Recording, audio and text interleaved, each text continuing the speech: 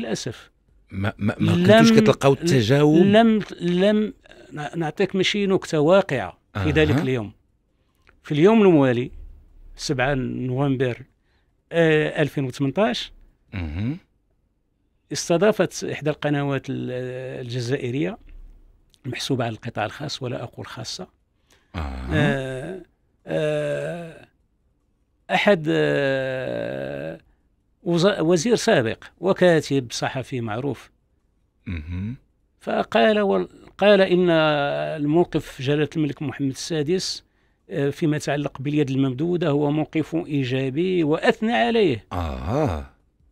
أثنى عليه، لكن بساعات قليلة عاد نفس الشخص إلى نفس القناة وزعم أن الأمر يتعلق بمناورة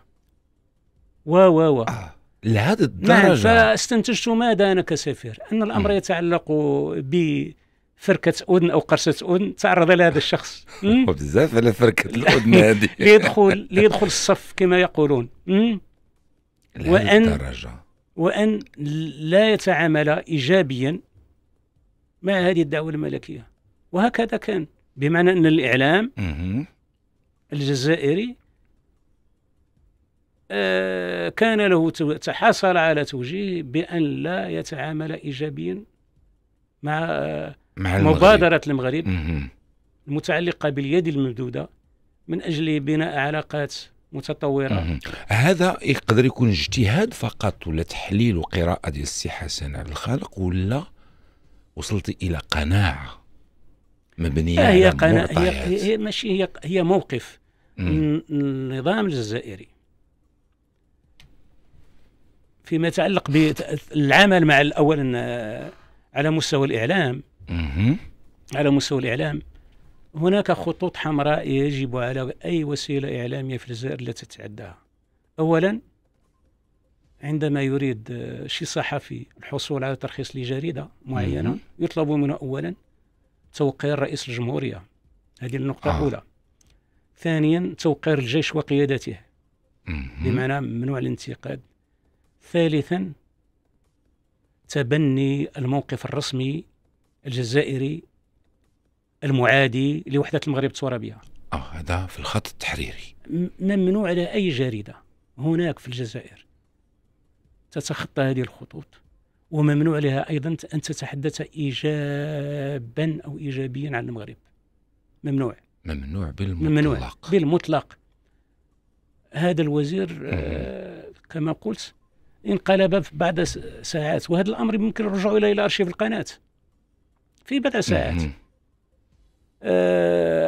تحضرني وقعت أحد الأشخاص الذي كان أدلى في 2016، يعني قبل أن أتوجه الجزائر، بحديث لموقع جزائري، موقع جزائري لكن مستوطن في فرنسا، TSA هو معروف.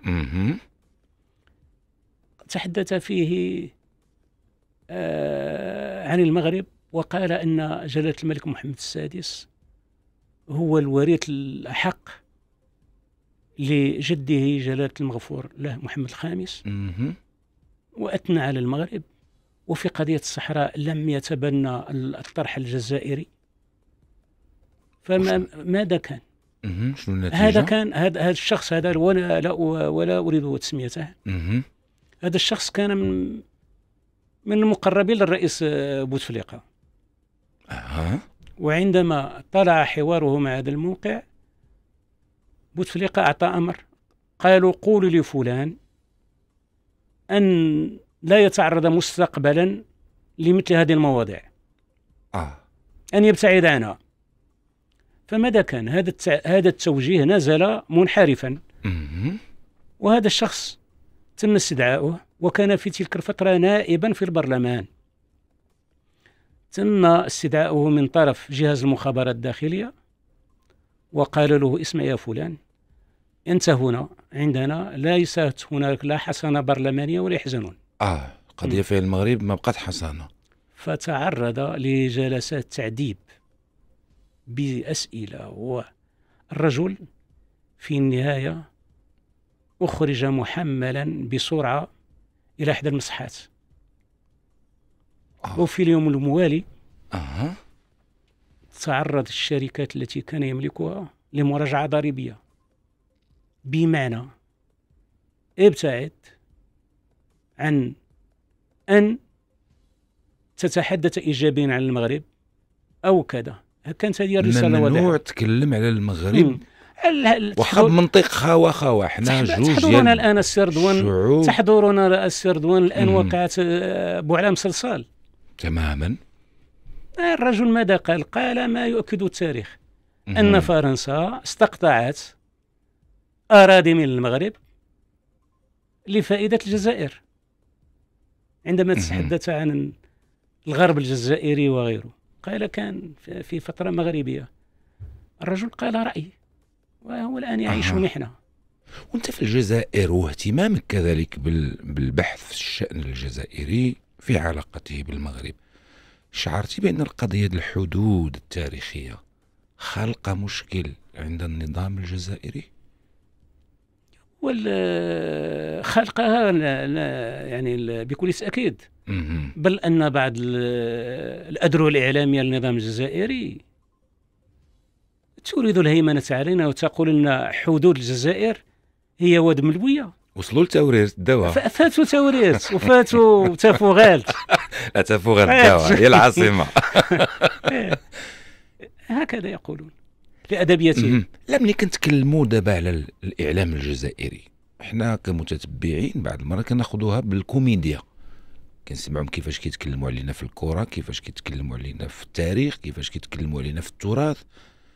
ولكن هذاك واش فقط اجتهاد بهلواني ديالهم؟ لا، ولا مخدوم؟ كيف سميتي انت؟ حرب إعلامية. هو ماشي مخدوم، هو عنده طابع رسمي. أتذكر المشاركة الأخيرة للمغرب في كأس العالم في قطر. تماما. قنوات رسمية جزائرية تقول إن إسبانيا انهزمت ضد مجهول، يعني لا تسمي المغرب. يعني أي أمر إيجابي على المغرب ممنوع ذكره في كل ما هو سلبي يتم التضخيم فيه بالادعاءات والافتراءات. ولا تخلو صحيفة أو موقع إخباري يوما ما من إثارة اسم المغرب. يستحيل، ما يمكنش. المروك ما يمكنش.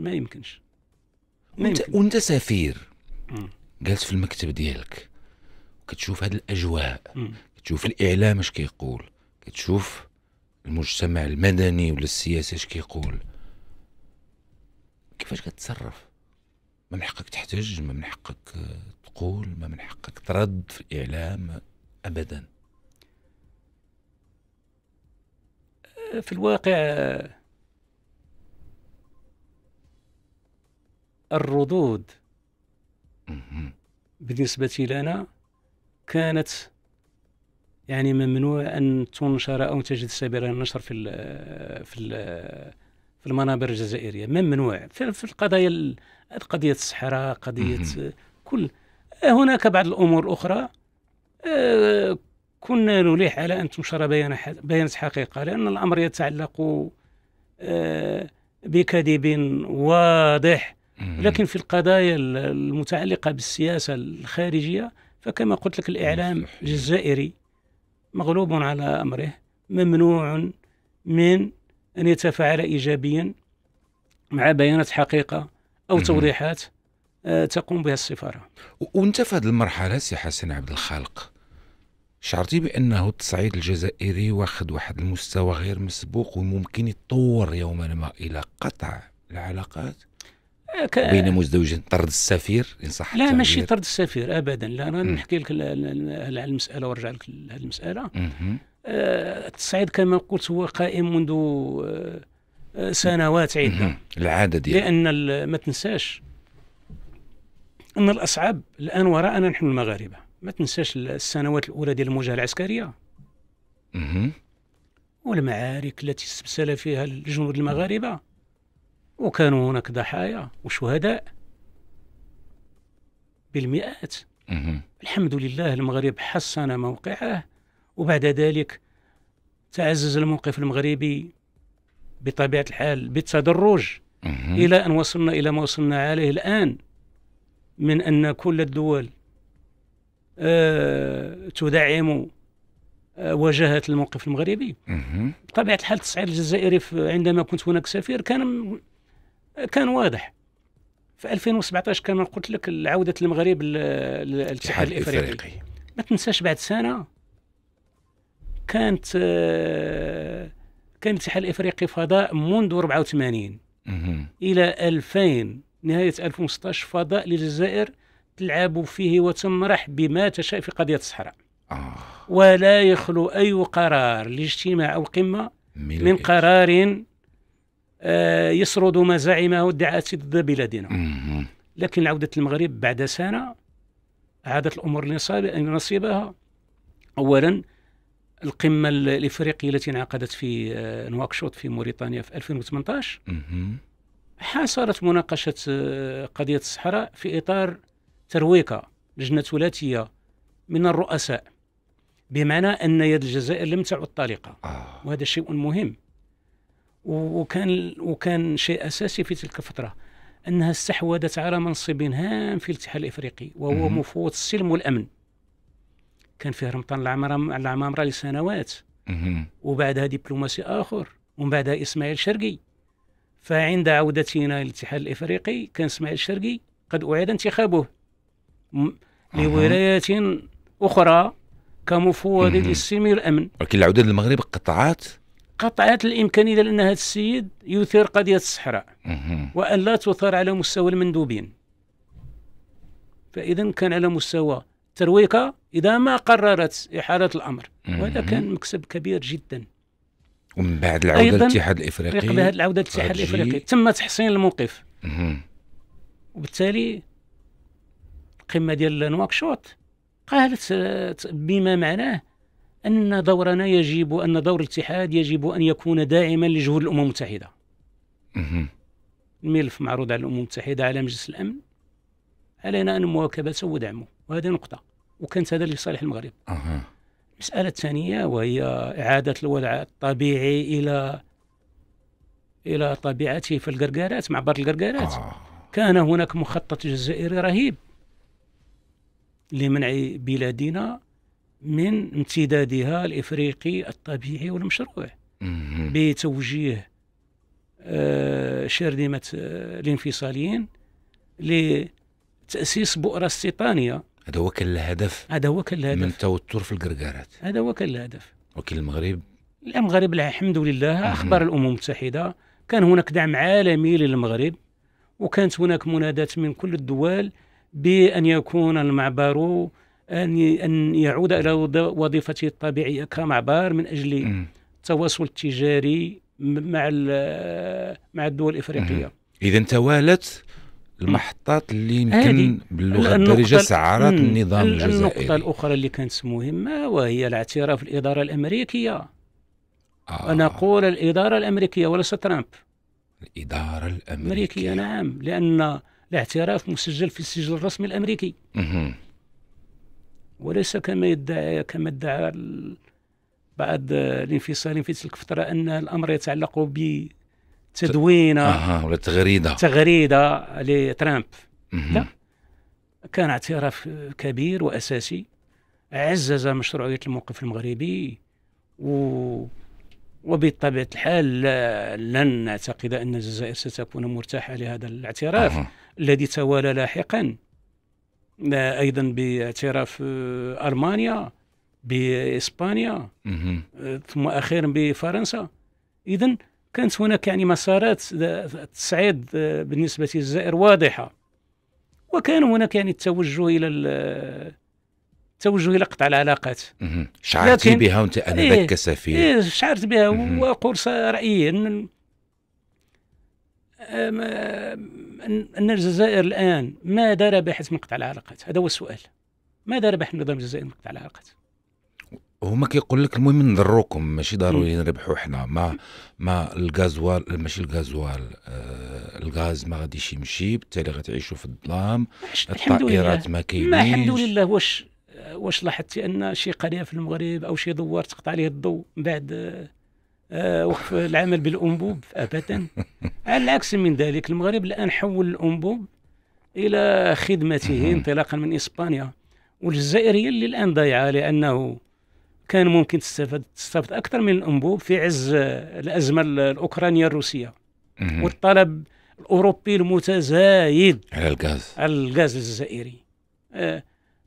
أيضا منع الطائرات المغربية أو المسجلة من المغرب من النزول في الجزائر، أو المرور عبر الأجواء الجزائرية. هذا الحمد لله كما قالت الشركة الوطنية، هذا ما عنده شيء تأثير كبير.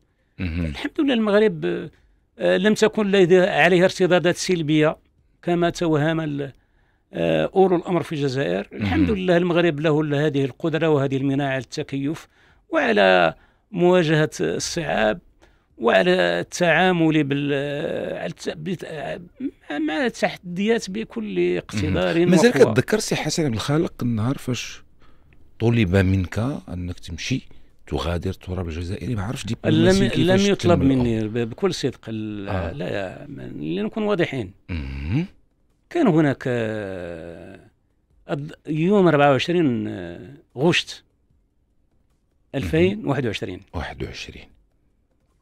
تم الاتصال بي في الساعة 11 على ما أتذكر،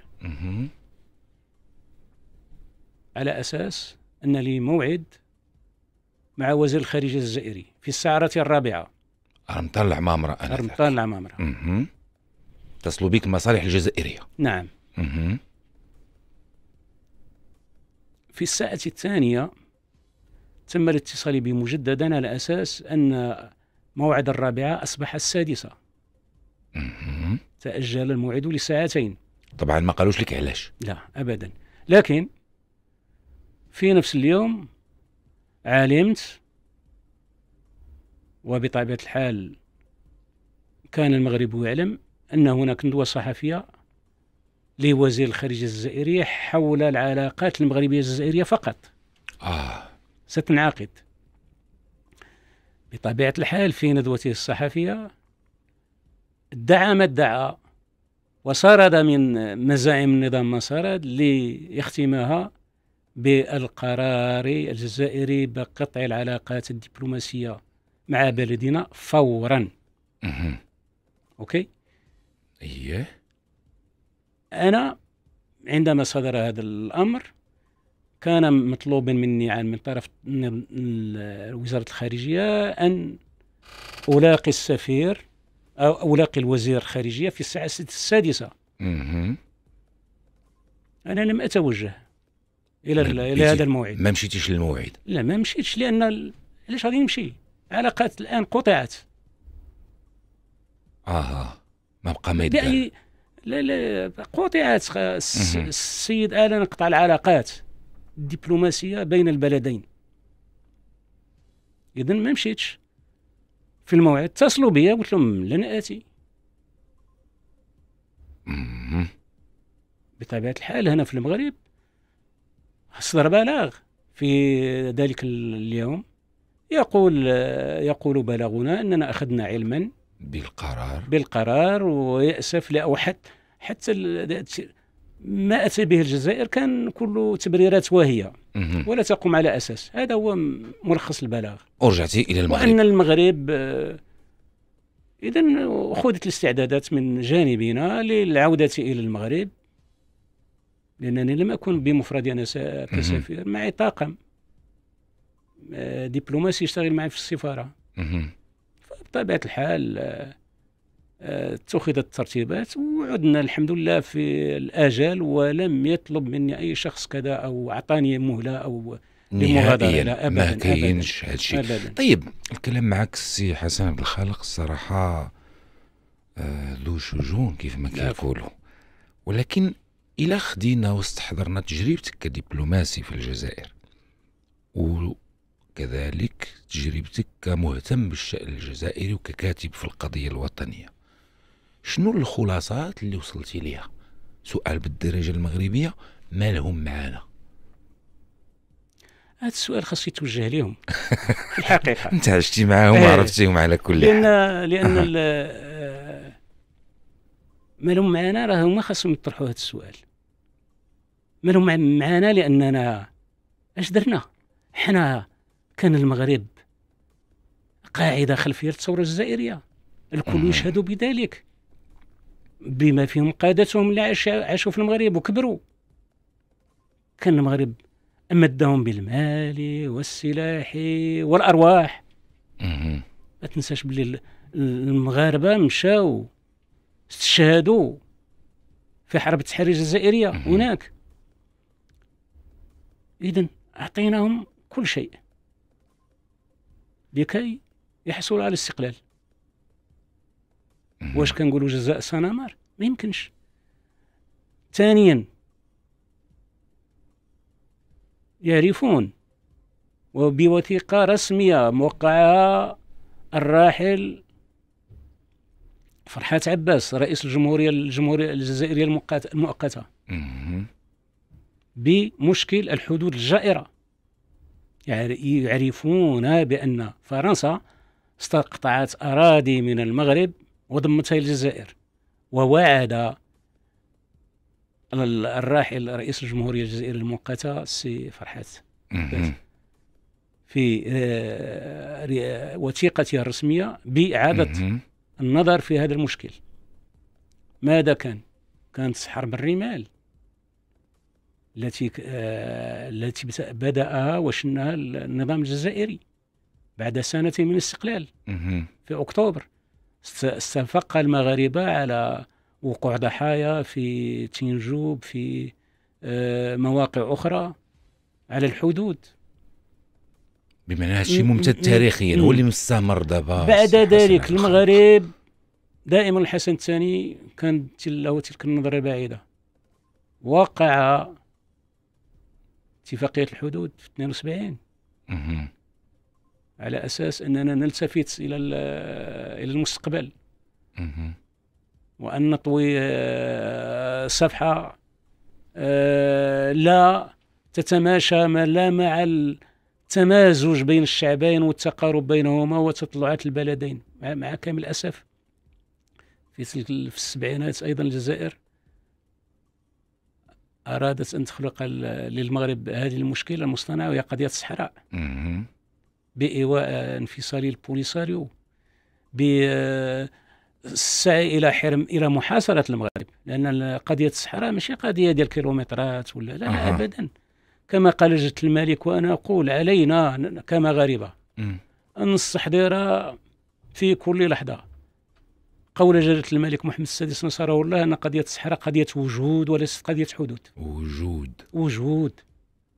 ملي كتكلمني على رغبتهم في المحاصرة ديال المغرب، نعم، بمعنى أن تمكين البوليساريو من موطئ قادم في الجنوب المغربي، خلق كيان، هذا الكيان سيكون ملحقا بالجزائر، ستضمه الجزائر وستحاصرك من الشرق ومن الجنوب وتقطع لك حقك المشروع والطبيعي في امتدادك الإفريقي وأنت المغرب. ولكن الرواية الجزائرية على لسان الشخصيات الجزائرية من ضمنها الرئيس عبد المجيد تبون يقول لك حنا ما عندنا علاقة بقضية الصحراء، حنا كندافعوا على مبدأ حق الشعوب في تقرير مصيرها. ديروا الاستفتاء واللي رضوا به اللي كيسميوه الشعب الصحراوي حنا غنقولوا لكم اللهم بارك. كنا يمكن نصدقوا هذه الأطروحة لو لم يكن النظام الجزائري هو الذي يتحدث عن قضية الصحراء صباح مساء. قضية مبدأ تقرير المصير لو كنتي صادق فيها ما غاديش تمول كي سميتو تنظيم مسلح بالأسلحة وبالعتاد ومكاتب دبلوماسية في الخارج وبميزانيات كبيرة وفي كل المنابر وفي كل المؤتمرات تصر وتسعى إلى إقحام هذه القضية لمناكفة المغرب ولضرب المغرب. هذه الناس كلها كتعرف. ومجلس الأمن ترى كيقول الأطراف باينة، المغرب، الجزائر، موريتانيا، بوليزاريو. ما كان عندك تخوف تكون حرب عسكريه من غير الحرب الاعلاميه اللي تكلمتي عليها؟ كل مره هما كيهددوا شي شويه وكيلمحوا الى قوه الجيش، الى استعداد الجيش. طرح السؤال بصيغه اخرى. علاش النظام الجزائري غادي يشن حرب على المغرب؟ علاش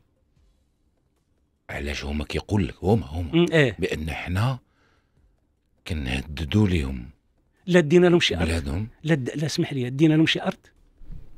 قال لك لا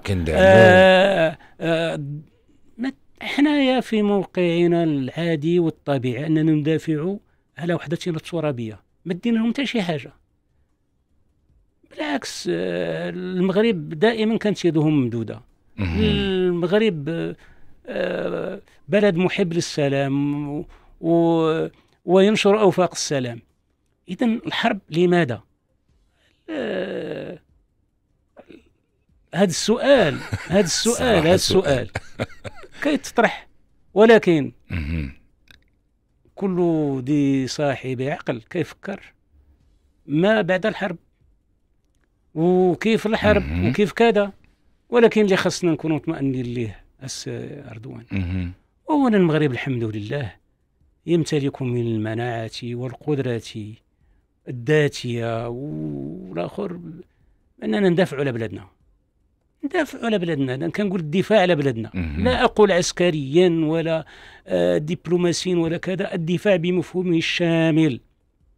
هذه أرضنا. يلعبوا ورقة أخرى ما شفتيها مؤخرا، ما يسمى الحزب شي حاجة الديمقراطي الريفي أو هو هذا المشكل. هو مشكل النظام الجزائري هو هذا، يريد نشر نزعة الانفصال في المغرب، ورقة الانفصال في الجنوب. يعني آذان وقت احتراقها وهي محترقة.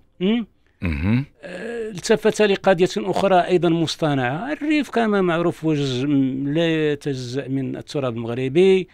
الأدبيات التي يروجها النظام الجزائري عن الزعيم عبد الكريم الخطابي هي خاطئة، لأن عبد الكريم الخطابي وعائلته كذلك كان وحدويا.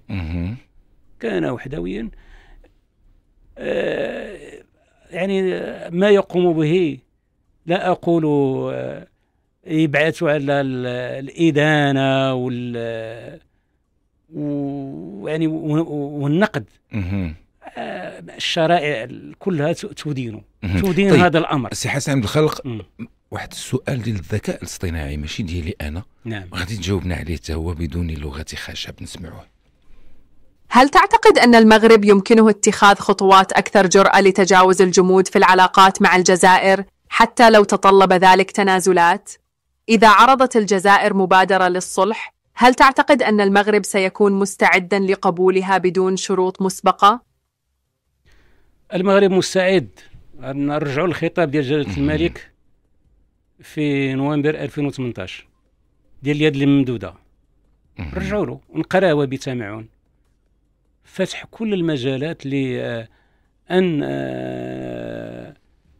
نطرح مع الجزائر كل القضايا لإيجاد حل لها.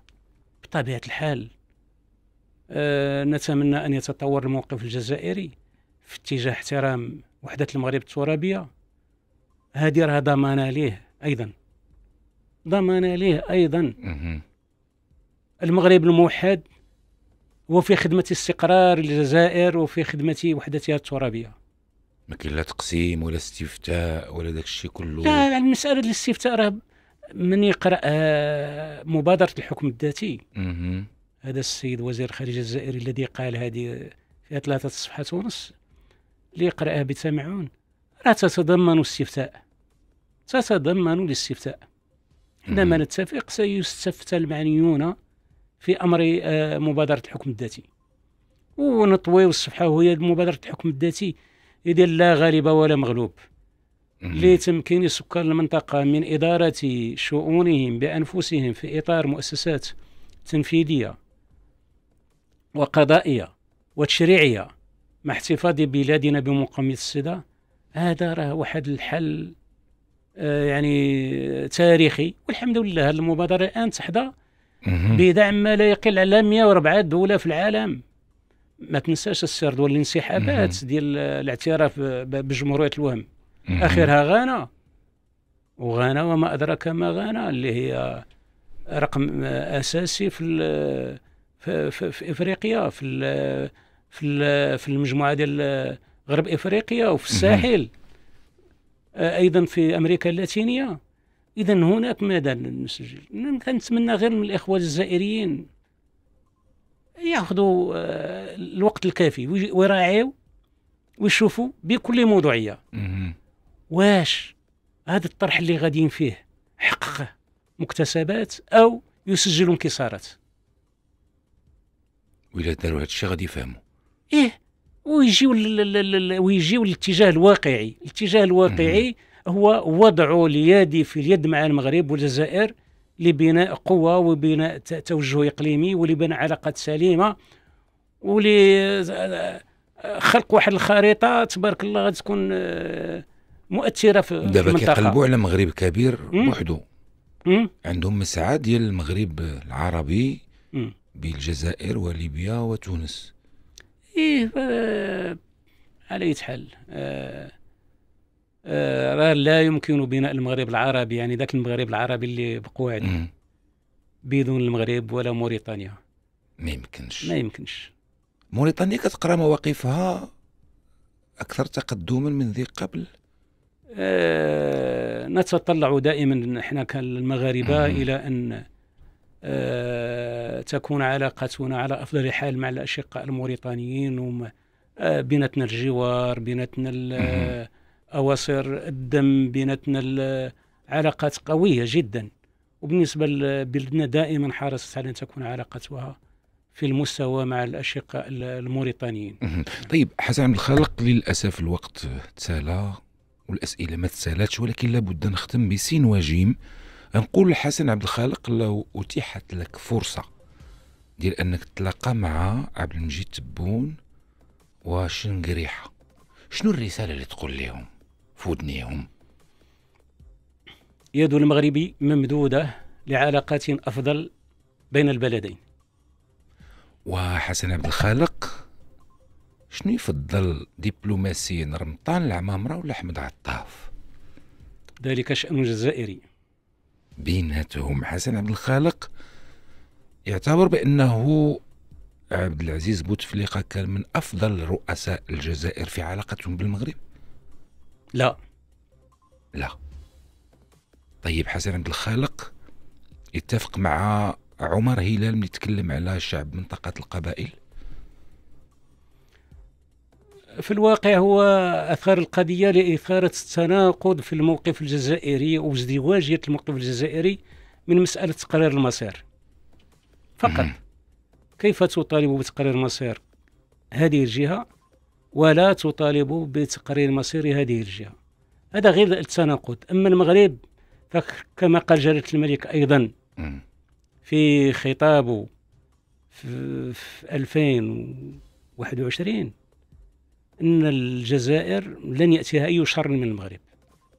المغرب حريص على وحدة ترابية للجزائر، وهذا شيء أساسي. حسن عبد الخالق، بعد من الجزائر شوية كنتي مدير ديوان الوزير الأول الأسبق، رئيس ديوان السي عباس الفاسي الله يشافيه ويعافيه. تعتبر بأنه عباس الفاسي ظلم سياسيا كثيرا؟ رجل دولة كبير، صحفة التاريخ كيسميتو، النقاء ديال المسار ديالو والعمل ديالو،